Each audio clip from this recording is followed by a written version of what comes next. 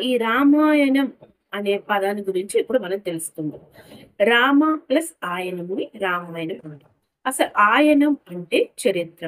రామ అంటే రాముని యొక్క చరిత్ర. రాముని యొక్క చరిత్ర.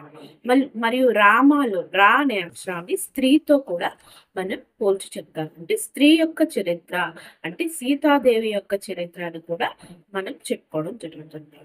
అయితే ఈ రామాయణానికి ఉండే ఇతర పేర్లు ఇంకో 2 పేర్లు కూడా ఉన్నాయి.